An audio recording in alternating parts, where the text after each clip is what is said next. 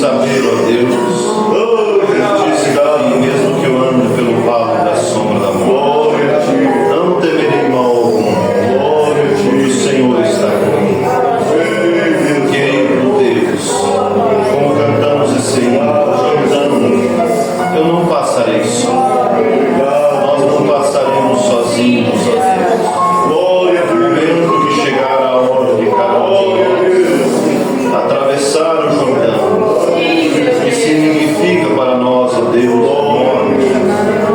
morte natural, mas, ó Deus, que nos leva à vida espiritual.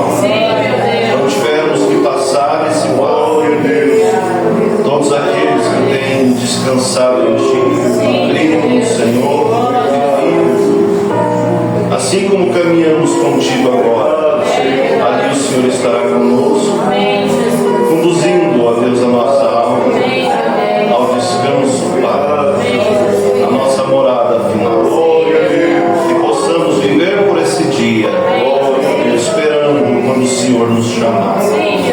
Abençoe cada um dos nossos irmãos e que o Senhor possa, Deus, conceder aquilo que cada um precisa, em nome do Senhor Jesus Cristo. Amém. Boa tarde, irmãos. Que Deus abençoe a todos. Eu quero nessa tarde, até anunciei no WhatsApp, eu quero trazer, será um estudo, com a escola, sobre o ministério de João Batista e o ministério do nosso profeta. E uma pergunta que fica também como subtítulo: qual a base da nossa fé? Nós cremos que Deus enviou o mensageiro, ele tem vindo, tem revelado os segredos, tem trazido a fé do povo de volta à fé apostólica. Mas se alguém perguntar: onde está a base da tua fé? Que muitos outros também dizem que creem nisso, creem naquilo. Os mormons dizem que creem num profeta e assim por diante. Existem muitos, né? Mas onde está a base? E hoje nós vamos com calma olhar dentro das Escrituras, para que nós possamos lembrar, né, daquilo que nós já sabemos, lembrar das Escrituras. E alguns mais novos poder saber, né?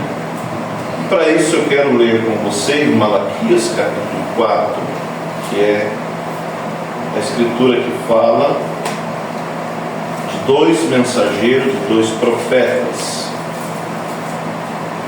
Malaquias capítulo 4, o último livro do Velho Testamento.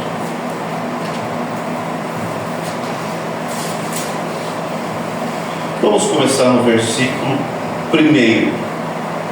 Começa dizendo assim: porque eis que aquele dia vem, ardendo como forno, todos os soberbos e todos os que cometem impiedade serão como palha, e o dia que está para vir os abrasará, diz o Senhor dos Exércitos, de sorte que lhes não deixará nem raiz, nem ramo. Mas para vós que temeis o meu nome, nascerá o sol da justiça, e salvação trará debaixo de suas asas. Agora quero pular lá para o versículo 4, que diz assim: lembrai-vos da lei de Moisés, meu servo, a qual lhe mandei em Horebe para todo Israel, a qual são estatutos e juízos. Versículo 5: e eis que vos envio o profeta Elias, antes que venha o dia grande e terrível do Senhor, e converterá o coração dos pais aos filhos, e o coração dos filhos a seus pais, para que eu não venha e fira a terra com maldição. Oremos. Senhor Deus, toma-nos, ó Deus, a nossa mente, que eu possa, ó Deus, falar de forma clara e entendível, para todos compreender e lembrar dos dias que estamos vivendo. Pois pedimos isso no nome do Senhor Jesus Cristo. Amém. Pode sentar, irmãos. Será, como eu disse, como uma escola, nós vamos lendo as Escrituras, comentando sobre essa promessa. No final do livro do Velho Testamento, do último livro, ficou uma promessa em que lemos: eis que vos envio o profeta Elias, antes que venha o dia grande e terrível do Senhor, e converterá o coração dos pais aos filhos e o coração dos filhos aos seus pais, para que eu não venha e fira a terra com maldição. E Amós 3, capítulo 7, a Bíblia diz que o Senhor Jeová não fará coisa alguma sem antes revelar os seus segredos aos seus servos profetas. Então, sempre que nós olhamos nas Escrituras, a Bíblia é um livro profético, desde Gênesis até Malaquias, que é o Velho Testamento. Nós vemos que Deus sempre enviou profetas, sábios, juízes, para mostrar ao povo aonde estavam errados e como se corrigir. Você lembra que quando aquela cidade de Nínive, né? Ela estava, vamos dizer assim, imersa no pecado, imersa no paganismo. Deus chama o profeta Jonas e ordena ele para ele ir a Nínive e pregar que eles seriam, Deus ia destruí-los. Por quê? Por causa do pecado. O que o profeta Jonas fez? Mesmo tendo ouvido um mandado de Deus, ele tentou fugir. E ele pegou um navio, em vez de ir para Nínive, ele pegou um navio que ia para Tarsis. Lembram, né? E ali houve uma grande tempestade, e eles começaram a cada um orar ao seu Deus, e começaram a jogar fora a carga para aliviar o navio, e cada um orando ao seu Deus, porque havia muitos deuses diferentes, né? Principalmente naquele tempo, e também há no nosso, né? Principalmente em alguns países. E eles, cada um orava ao seu Deus, e o comandante, né, foi até o porão do navio, aonde a causa da tempestade estava, que era Jonas, né? Estava Jonas. E aí o homem disse: ó dormente, em outras palavras, você não vê o que está acontecendo?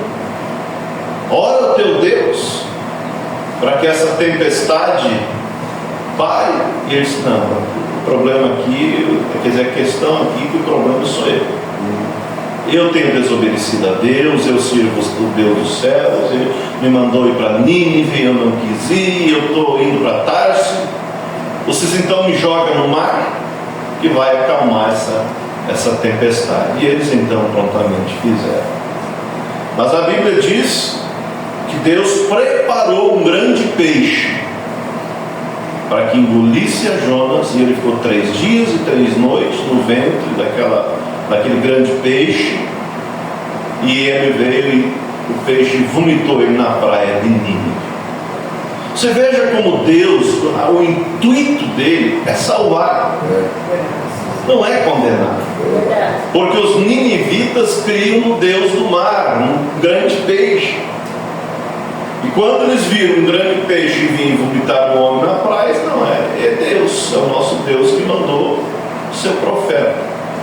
Jonas pregou contra o pecado, e o rei, todos eles se arrependeram, e Deus então não trouxe o juízo, porque eles se arrependeram. Veja que o próprio profeta ficou, vamos dizer assim, aborrecido irado, e ficou lá debaixo de uma sombra, de uma ababoreira, triste, aborrecido. Por quê? Deus disse que ia destruir Nínive e agora não destruiu. E Deus apareceu para ele, enviou aquela grande sombra sobre ele, a ababoreira cresceu e ele ficou contente com a sombra, mas depois um bichinho foi e mordeu, vamos dizer assim, na raiz daquela planta, e ela murchou. E aí o profeta ficou mais zangado ainda. Deus disse: você está zangado por causa dessa ababoreira, dessa planta que morreu, por causa que um bicho picou? E não, eu não teria, porventura, pena dessa nação de Nínive, onde eles não sabem nem discernir da mão esquerda e a direita? E aí o próprio profeta Jonas disse: não, é por isso que eu quis fugir mesmo. Vocês podem ler depois, né? Porque eu sabia que tu és Deus misericordioso, que tu és Deus piedoso, e que o Senhor ia perdoar aquela gente. Então eu nem queria ir lá, em outras palavras. Então nós vemos que o intuito de Deus é salvar. Mas Ele salva através da sua palavra. Ele tem um caminho provido e Ele tem os seus meios para trazer a sua palavra, como vemos tantos profetas na Bíblia, né? Isaías, Jeremias, Oséias e aí vai, que Deus enviou para quê? Para poder ordenar o povo na palavra de Deus. E nós vemos que quando, o objetivo, que eu até notei aqui, da mensagem do profeta é trazer o cumprimento das Escrituras e chamar o povo ao arrependimento, chamar o povo para dentro das Escrituras. Esse foi o motivo que Deus enviou Moisés. Já vou entrar no meu tempo. Deus enviou Moisés para quê? Para cumprir a promessa que Ele tinha feito a Abraão, que Ele tinha dito que o teu povo ficará cativo por 400 anos, mas eu visitarei e tirarei eles com mão forte. Amém.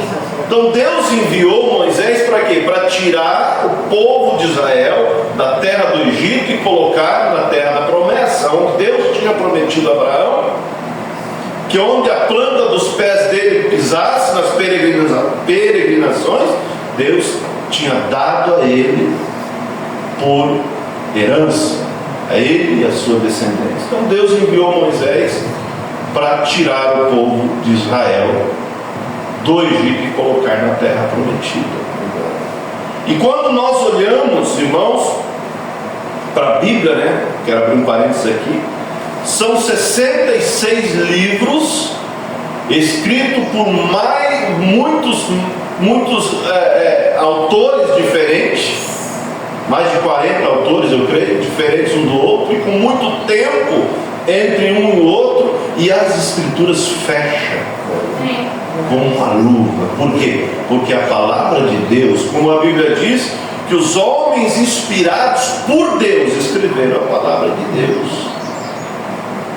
Então Deus, Ele trabalha através dos seus mensageiros, e Deus tem os seus servos, os seus profetas, que trazem o aviso ao povo, como diz no livro de Oséias 33, que a Bíblia diz assim: o povo vem a ti como o povo costuma vir, e se assentam diante de ti como o meu povo, e ouve as tuas palavras, mas não põe por obras, porque eles não obedecem, mas lisonjeiam com as suas palavras, quer dizer, elogiam, lisonjeiam com a sua palavra, mas o seu coração segue a sua avareza.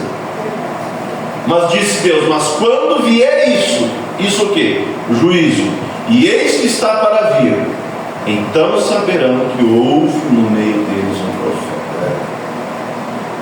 Mas a natureza de Deus não é castigar, não é pecar, quer dizer, não é castigar, não é matar, mas o pecado é que traz as consequências. Não é Deus que traz a consequência, mas é o pecado.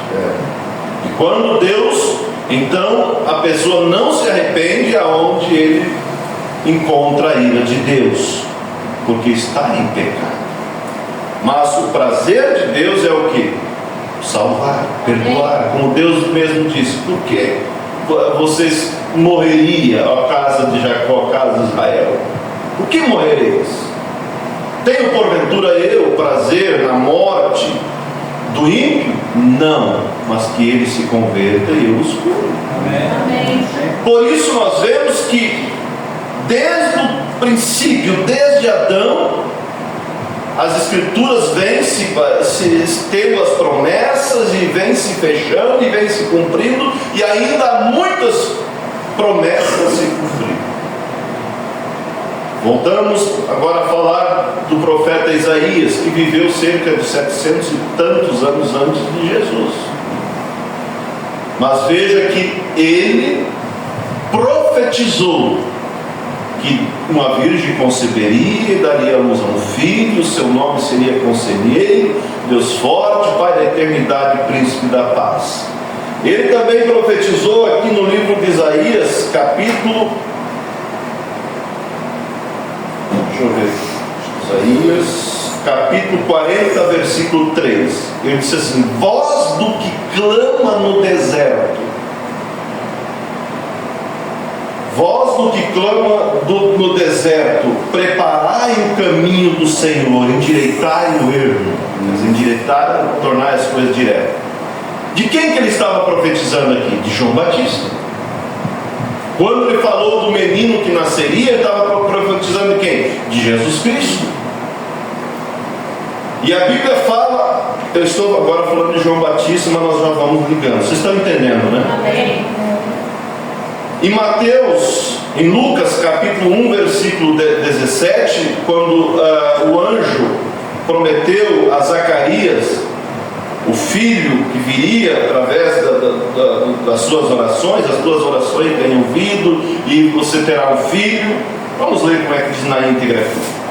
Eu quero ir com vocês agora lendo, para que não fique só nas minhas palavras. Eu quero procurar ser objetivo e eu quero que depois da palestra, se ficou uma dúvida com qualquer um sobre o assunto que foi falado, você pergunte. Porque às vezes a gente fala e a pessoa não entende. Precisam uma explicação, como quando a gente ia na aula, né? Então, no livro de Lucas, capítulo 1, versículo 14, vamos ler aqui. E terá prazer e alegria, e muitos se alegrarão no seu nascimento, porque será grande diante do Senhor, e não beberá vinho nem bebida forte, e será cheio do Espírito Santo já desde o ventre de sua mãe, e converterá muitos dos filhos de Israel ao Senhor seu Deus, e irá diante dele no espírito e virtude de Elias, para converter o coração dos pais aos filhos e os rebeldes dos filhos e os rebeldes à prudência do justo, com o fim de preparar ao Senhor um caminho bem disposto. Agora estou entrando, irmãos, então, para nós falar sobre esses dois ministérios. O ministério de João Batista, que é o Elias, que veio no espírito e virtude de Elias, como também o ministério do nosso profeta, que veio no espírito e virtude de Elias também. Para que nós possamos agora clarear, eu quero lembrar vocês que Deus prometeu enviar esse mesmo Espírito sobre a terra sobre mais 4 vezes, no total 5. Não é que era o Espírito do homem Elias, porque nós não cremos em encarnação. Não era o Espírito do homem Elias, mas era aquela qualidade de Espírito. aquele ministério, como aqui diz, irá diante dele no espírito e virtude de Elias.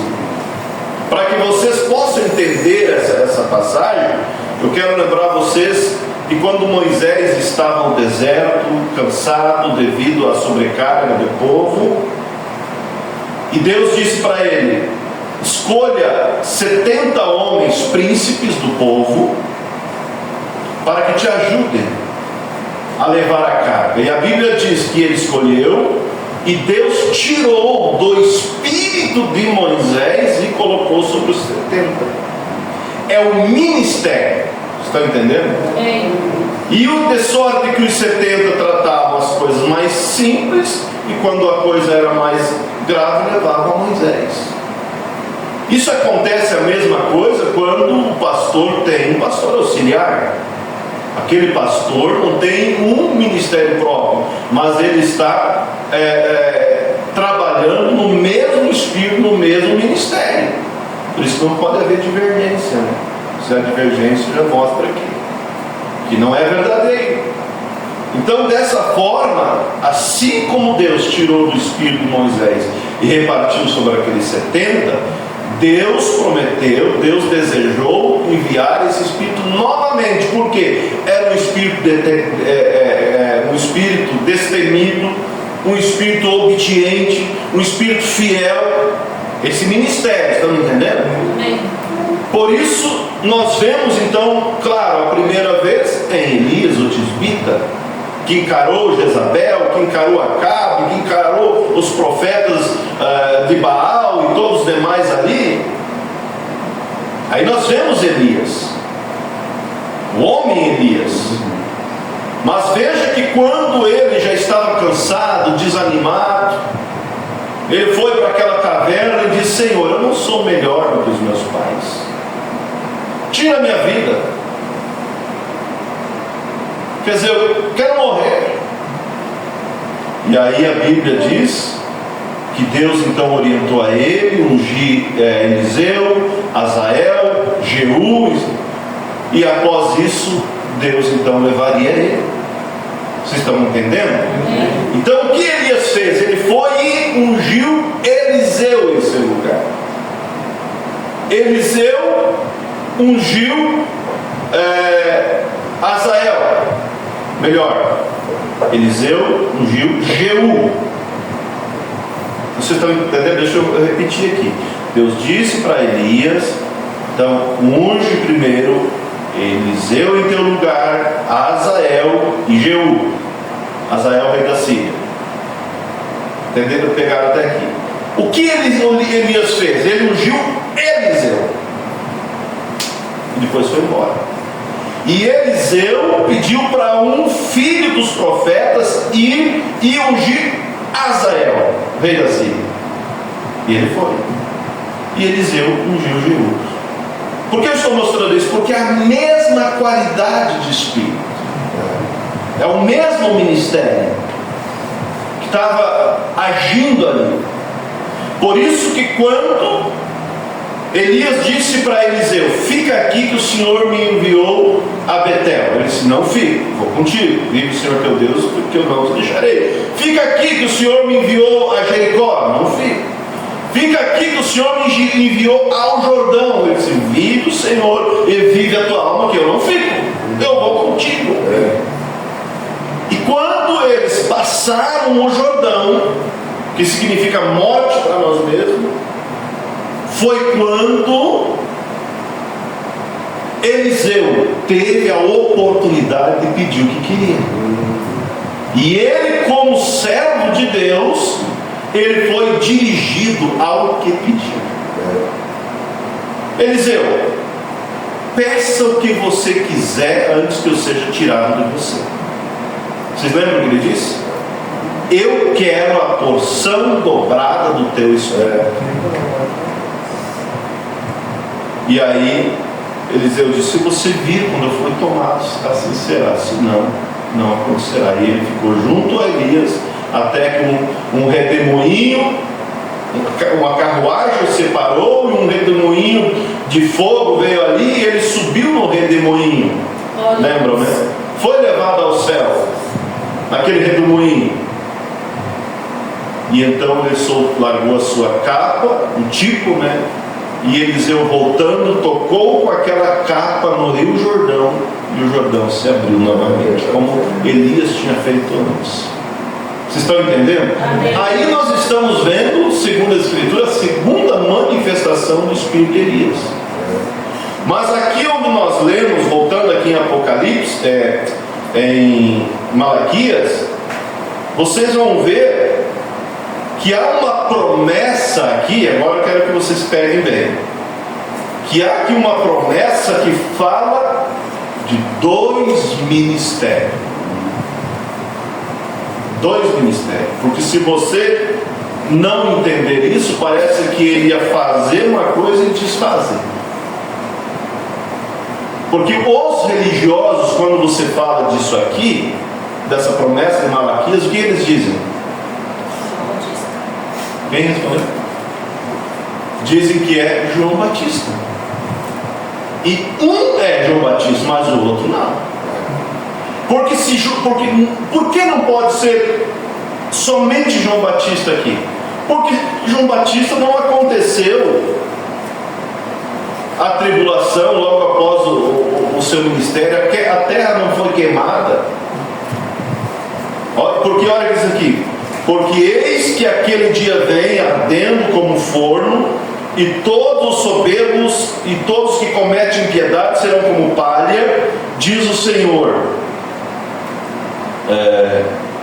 Como palha, e o dia que está para vir os abrasará, diz o Senhor dos Exércitos, de sorte que lhes não deixará nem raiz nem ramo.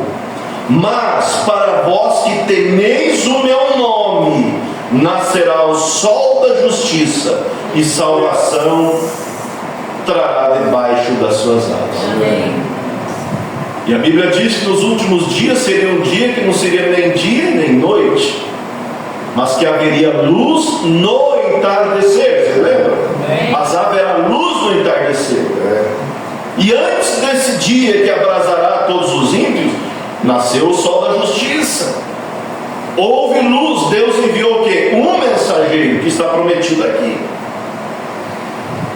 Por isso diz assim: eis que vos envio o profeta Elias, antes que venha o dia grande e terrível do Senhor. É João Batista? Não. Passou mais de 2000 anos, o dia grande e terrível do Senhor ainda não veio. E converterá o coração dos pais aos filhos. É porque eu vou lendo decorado e me perco. E converterá o coração dos pais aos filhos, e o coração dos filhos a seus pais. Né? Então aqui, e converterá o coração dos pais aos filhos. É um ministério. E o coração dos filhos aos seus pais é outro ministério. Estão captando? Eu sei que às vezes precisa explicar bem. Eis que vos envio o profeta Elias, antes que venha o dia grande e terrível do Senhor, e converterá os corações dos pais aos filhos. Quem é esse? João Batista. A própria Bíblia que diz que é ele. Está vendo que eu parei aqui?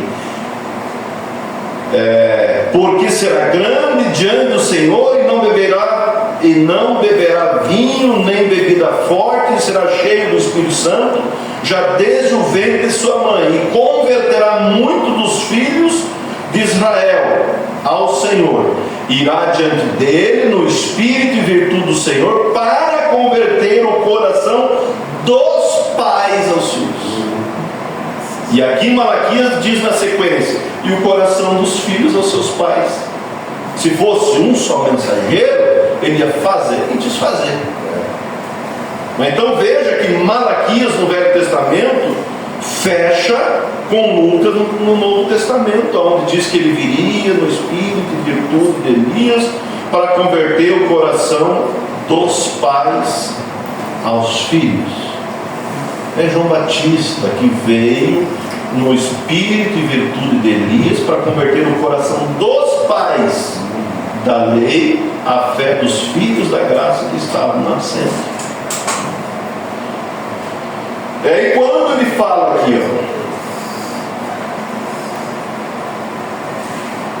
e o coração dos filhos a seus pais, para que eu não venha e fira a terra com maldição. Esse é o último mensageiro, convertendo o coração dos filhos aos seus pais, para que eu não venha e fira a terra com maldição. É o coração dos filhos da graça aos pais apostólicos, para que eu não venha e fira a terra com maldição. Então é o último mensageiro. Até aqui vocês entenderam? Amém. Tem algum nó na mente? Quiser perguntar? Pode perguntar. Nós vamos seguir, até que estão entendendo. Agora, até essa parte aqui, até Malaquias, os escribas e fariseus tinham nos dias de Jesus, e ele conhecia isso. Por isso, em Mateus 17, versículo 10, Mateus 17, versículo 10. Por que eu estou trazendo isso, irmãos? Para nós olhar nas Escrituras aquilo que nós cremos. Você crê que Deus enviou um mensageiro, não crê? Por quê? Porque ele revelou os segredos que estavam no culto, porque ele trouxe a fé do povo de volta nas Escrituras, tirou do sistema. Nós cremos. Ele foi vindicado. Quando ele nasceu, aquela luz ficou diante do menino. Depois, já por volta de 4 anos, ele já começou a ter visões. E ele ouviu uma voz que veio de uma árvore que disse: você viverá numa cidade próxima de Nova Albany, New Albany. E ele foi e contou para a mãe. E a mãe ficou estranha. E aí ele perguntou: onde é Nova Albany? Na nossa língua, Nova Albany, neles New Albany. É perto de Indiana. E eles foram e se mudaram para Indiana mais tarde, cumprindo a profecia que ele, com 4 anos, porque um profeta, ele nasce profeta. Um pastor também, ele nasce pastor. Um cristão também, ele nasce. Mas a hora de se manifestar, está entendendo? Com 4 anos. Quando ele tinha por volta de 7 anos, ele tinha ido buscar água para o seu pai, que era um fabricante clandestino de alambique, um fabricante clandestino de uísque, água para ir para esse fim. Quando ele parou descansar debaixo de um pé de álamo, ele viu um redemoinho, ele ouviu um redemoinho, um vento, e daqueles galhos, daquele redemoinho saiu uma voz que disse: nunca fumes, nunca beba, nunca corrompa o teu corpo, porque quando tu fores mais velho, terá obra para você fazer. Entende? Então nós temos conhecimento da vindicação de Deus. Nós também precisamos ver dentro das Escrituras aonde está a promessa. Quando ele se tornou um jovem, e ele tinha ido, creio que, pescar com seu pai e mais um amigo, e o seu pai bebia, e seu amigo também, e aí eles estavam tomando uísque ali, e aí a garrafa vai de mão em mão, e até que chegou na mão dele, e ele disse: não, eu não bebo. Aí o pai dele disse: não, sabe, eu estou criando um marica. Sabe o que é marica, né, na linguagem mais antiga? É um homossexual na nossa. Mulherzinha. Estou criando uma mulherzinha, vamos dizer. E ele disse: eu nunca queria ter nada a ver com o marica. Eu queria ser o grande, vamos dizer, o grande caçador. E ele disse: me dá essa garrafa aí que eu vou mostrar quem é marica. E quando levou para beber, vocês sabem o que está contado nas histórias, nas mensagens. Ele ouviu de novo aquele sopro, e ele lembrou da voz que disse: não, nunca beba, nem fume, nem corrompa o teu corpo, porque quando você for no maior lugar, eu tenho uma obra para você.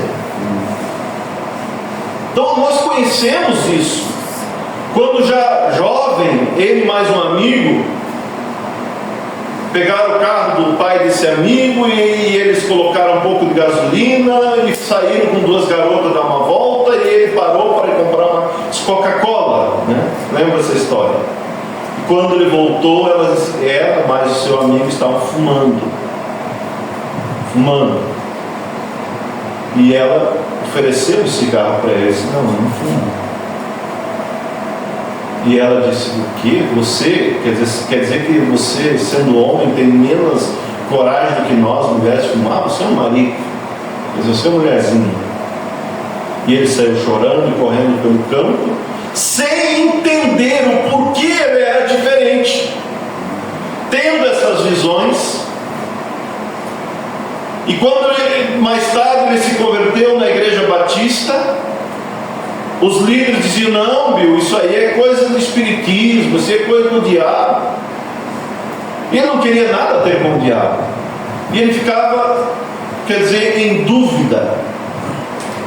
E ainda quando ele era mais novo, se lembra daquela visão, que ele conta que ele estava olhando em direção ao rio Ohio, e quando saiu de cena a visão normal, e ele começou a ver algo acontecendo, que era uma construção de uma ponte que seria construída ali, e que uma parte da ponte despencaria e 16 homens perderiam a vida. E ele viu isso em visão, e ele contou para sua mãe: ó, aqui vai ser construída uma ponte, e vai acontecer um acidente e vai haver 16 homens que perderam a vida. Porque ele disse que a visão ficou como em câmera lenta, ele pôde contar quantos eram. Mais tarde, não sei quantos anos depois, a ponte foi construída e o acidente aconteceu. Então ele vivia em dois mundos, no natural e no sobrenatural. E aí o Mombrana vem e explica: Deus tem o profeta verdadeiro e o diabo tem o médium, que é uma cópia, é parecido, muito parecido. Vamos dizer, no tempo no tempo de Saul, Deus tinha quem? Samuel. E tinha quem? A feiticeira de Endor. Samuel era do Deus verdadeiro, porque o diabo, ele é uma cópia, ele copia as coisas de Deus, porque ele vamos dizer, o poder dele é menor, mas é parecido. Vocês entendem? Por isso nós temos que ter uma convicção daquilo que nós cremos. Amém. Nós temos que ter uma convicção. Por isso os líderes diziam para o Mombrana: não, isso aí é espiritismo. E um dia, andando no ônibus, né, uma astróloga começou a querer conversar com ele. Quero conversar contigo. E ele tentando escapar, e ela disse: não, você tem uma luz que segue você. Tem uma luz. E ele: não tem nada a ver com isso, eu não sou evangélico. Nem era nada na época, né? Nem era, eles não tinham religião, né? Não era frequentador, vamos dizer assim. E ela disse: olha, eu posso dizer para você o dia, a hora e o ano que você nasceu. Aí ele disse: então diga o dia e o ano que nasceu esse marinheiro. não, esse não consigo, mas você eu consigo. E ela veio prontamente disse: cara, há uma luz que segue você. Aí ele ficava pasmado: como que os demônios sabem? E lembra aquela vez que Deus mostrou para ele de uma mosca arrodeando ele? E quando ele viu, chegou aquela médium que queria que ele encontrasse os seus cavalos, era algo assim, né? Por quê? Porque ela pensava que ele era um médium maior. Eu disse: não, médium é do diabo. Eu não sou o médium. Estão entendendo? São dons parecidos. Lembra quando Quando os feiticeiros chamaram a tempestade numa reunião que o Mombrano estava fazendo, e ele ordenou que a tempestade fosse embora e foi. Então ele vivia nesses dois mundos, e os religiosos diziam: olha, isso é do diabo, isso é do diabo, isso aí é do diabo. E até que, concluindo da médium aqui, daí quando ele disse: não, mediunidade do diabo. E ela disse: sai meu peito, coração, E ele disse: deixe isso daí que você vai sarar. E ela saiu pisando alto, foi atravessar a rua e infartou. Então ele vivia, vamos dizer assim, nesse mundo sobrenatural. Por quê? Porque ele foi chamado para um ministério. Então um dia ele decidiu: eu vou descobrir, eu vou para minha caverna, vou para minha cabana, e eu vou entrar em oração, e eu vou pedir para que Deus então tire isso de mim.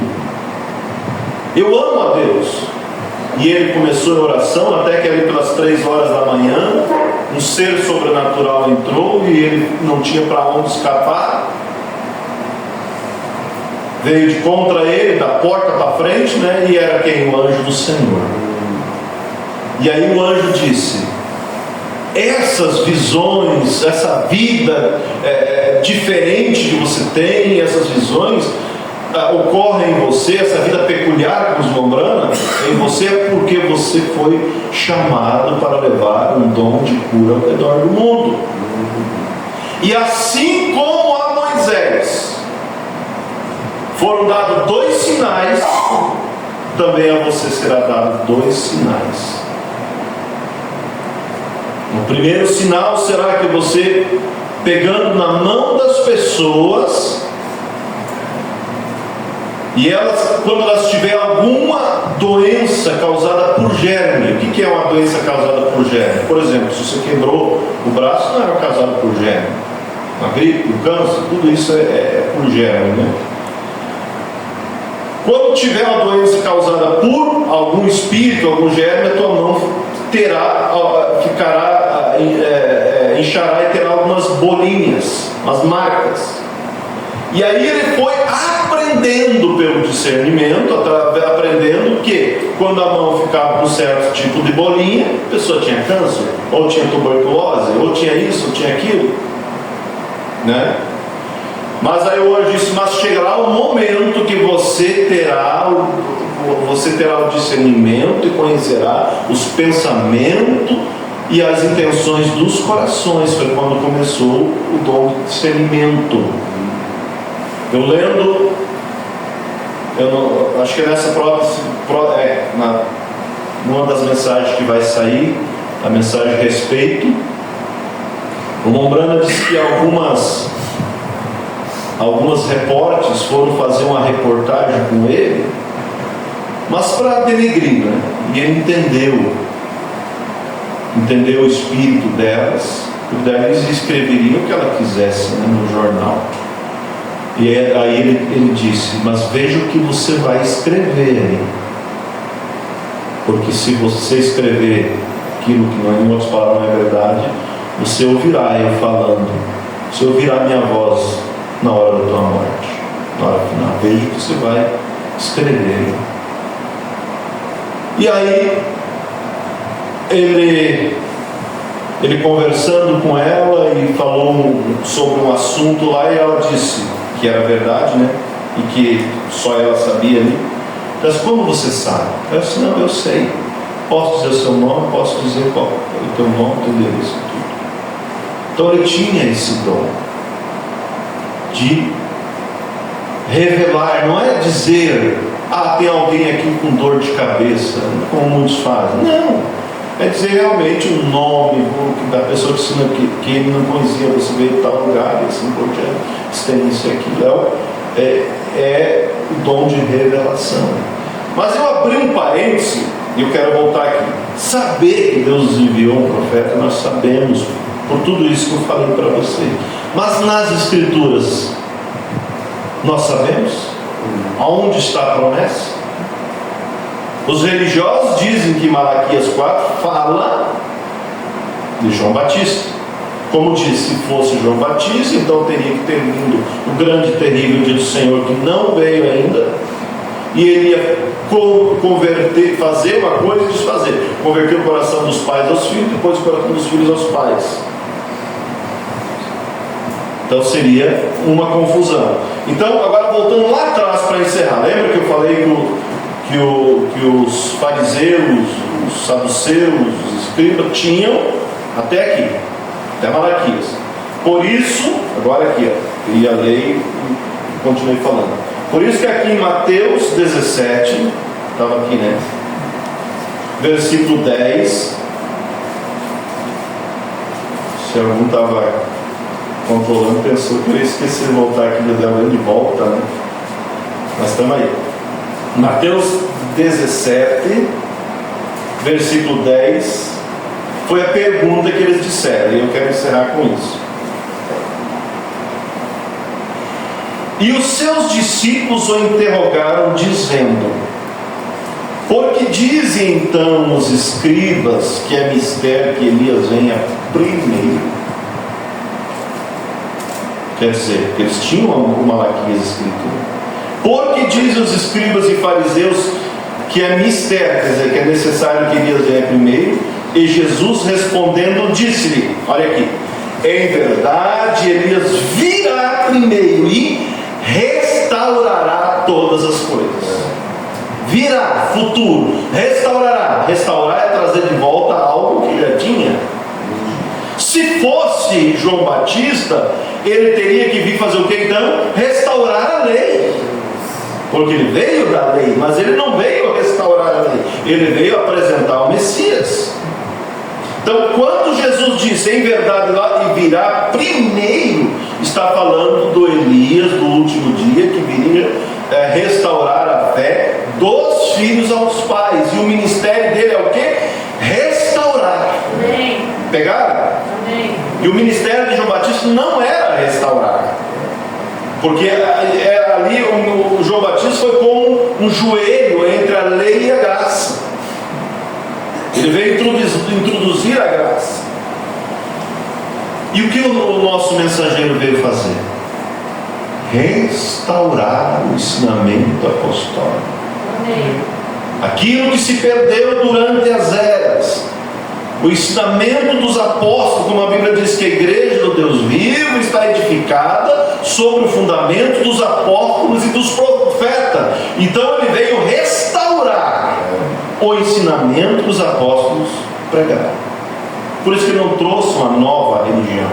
Ele veio restaurar a vida vivida, ele veio restaurar a Santa Ceia Bíblica, ele veio restaurar o batismo em nome do Senhor Jesus Cristo, a ceia com lava-pés e tantos outros itens da Escritura que ele simplesmente veio trazer de volta.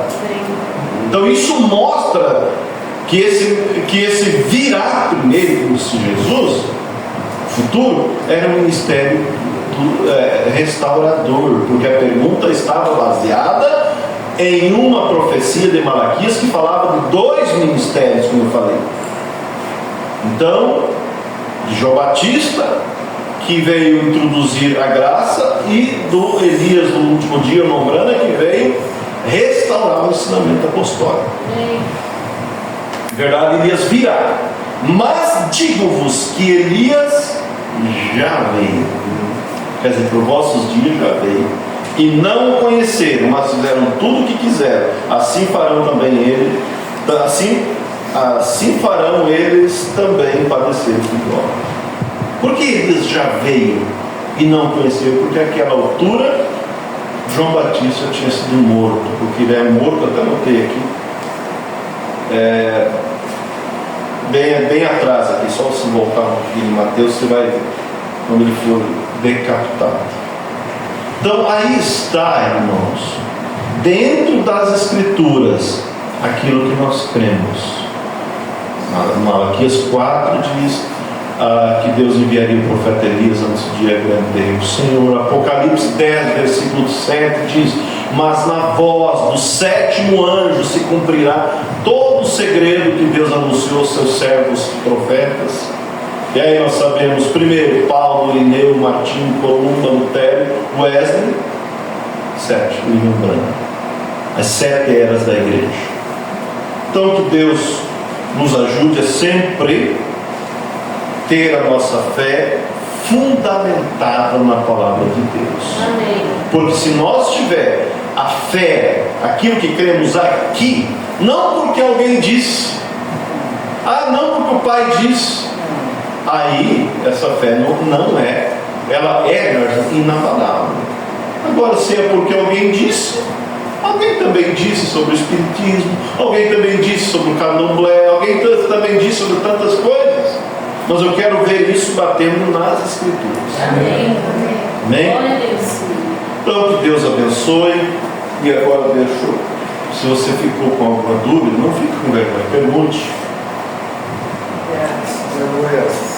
A tua dúvida pode ser a dúvida do outro também, mas no que foi falado, né? Eu não tenho dúvida, mas o senhor, quando João Batista estava no cárcere, ele mandou perguntar para Jesus. Mas era sobre o ministério de Jesus, né? Mas aí ele pergunta se és Elias ou é um dos profetas, né? Então por isso que o próprio Jesus também disse, né? Ele discernia, da mesma maneira que você está pregando, ele discernia o pensamento das pessoas. Sim, da mesma forma. E eles diziam que era o espírito do demônio, e era o mesmo espírito que estava sobre o mundo. Ele estava preso, então ele mandou os seus discípulos perguntar para Jesus. Você veja como às vezes a pessoa, sob a unção do Espírito Santo, ele disse: eis aí o Cordeiro de Deus que tira o pecado do mundo, né? E muitos dos seus discípulos, 2 dos seus discípulos, seguiram a Jesus. Mas quando agora ele estava preso, aí veio aquela dúvida. Quer dizer, o meu ministério era apresentar o Messias. E eu falei duro demais sobre Herodias. Por que ele foi preso? Vocês lembram? Porque Herodes mais Herodias foram num dos cultos dele no Rio Jordão, e ele condenou o pecado de Elias, de Herodes e Herodias. Ele condenou. Entende?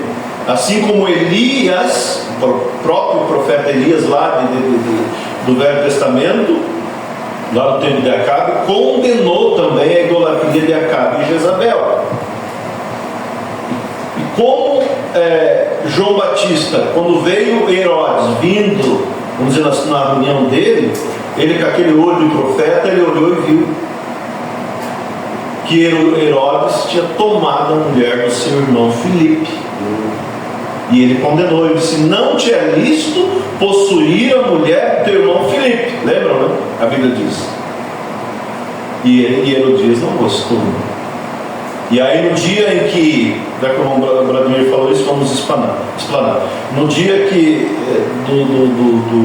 do aniversário de Herodes, Herodias, a filha de Herodias, como é que é? A filha de Herodias dançou diante de Herodes, isso. E agradou tanto Herodes que ele disse: até metade do meu reino eu te dou. E ela foi aconselhar-se com quem? Com Herodias. E ela disse o quê? Pegue a cabeça do profeta João Batista num prato, porque ele me chamou a atenção na frente das pessoas. Vamos ver o que é. Ele estava preso. E aí ele foi morto. Mas antes dele ser morto foi quando ele mandou os discípulos dizer: pergunta se é ele o Messias ou temos que esperar outro. Estão entendendo? Porque ficou uma pequena dúvida. Ele quer dizer: será que eu apresentei o Messias ou eu falei demais e agora estou preso? Daí o que Jesus disse? Diga para João: os surdos ouvem, os cegos veem, e aos pobres é anunciado o Evangelho. Quer dizer, fica um pouquinho aqui, veja o que está sendo feito no meu ministério e vai lá e diz para ele. Jesus não disse eu sou. Só Jesus disse: veja o que as obras que estão sendo feitas, e vai lá e conta para João Batista. E eles com certeza falaram: João, fui lá, os cegos ouvem, os cegos veem, os surdos ouvem, os mudos falam, os paralíticos andam e aos pobres anunciado o reino de Deus. Então é isso, posso descansar. Amém?